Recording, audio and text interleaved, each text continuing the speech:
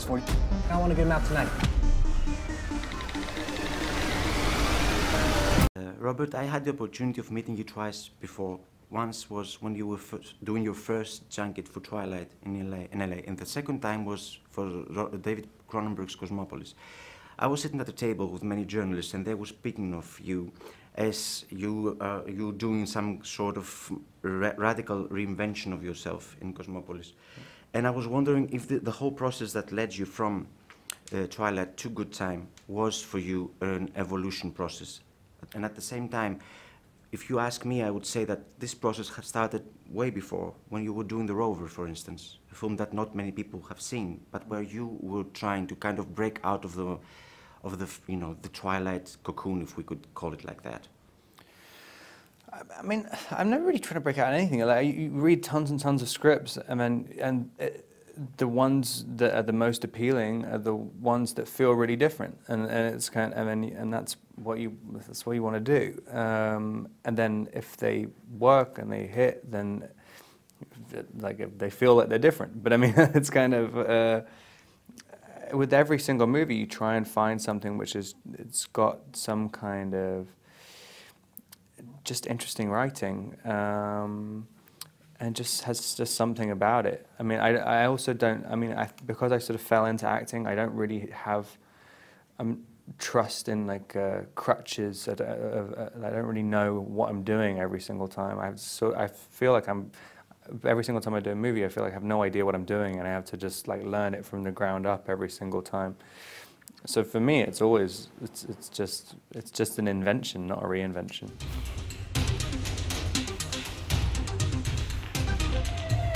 Do time before? It's funny with acting that you can't force a performance into whatever. I mean, you can do it a little bit, you can calibrate something and try to finagle something in, but like you get so few opportunities to kind of really wholly commit to something, and there are a lot of really great opportunities in this where, for one thing, the script didn't exist at the beginning, so I was talking to the writers, to Josh and Ronnie, as they were writing it, and I could kind of feel, I could integrate myself and my own ideas into it quite organically. And then the way they shoot, it's very much like a 360 process. They light entire rooms and entire sets, and so you can go around, you can touch everything, you feel everything. There's a lot of actors who are just first-time actors who are kind of playing versions of themselves and who can easily slip into just improvisation because they're playing themselves, and so it just feels really real. After like a week of having that experience, you do sort of lose track of what your reality is, or whether you're or how you're performing, and. But yeah, it's interesting. But I mean, it's all initially from like the writing, and it was just the first draft of the script. I just thought it was so exciting that you start getting inspired almost immediately. Do you think that putting our trust in risky filmmaking, such as the one we see very vividly in Good Time, is really important nowadays, that we kind of are overwhelmed by this fatigue from franchises and blockbusters and superhero movies that the American cinema is constantly feeding us?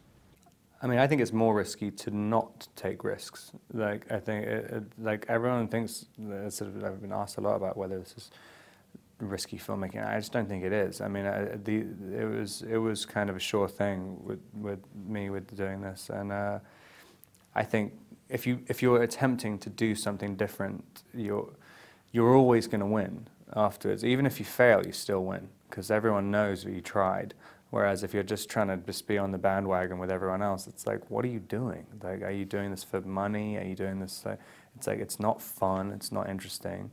Like, it's kind of, yeah, you're much better off just trying to forge new ground. I think it's safer to do that.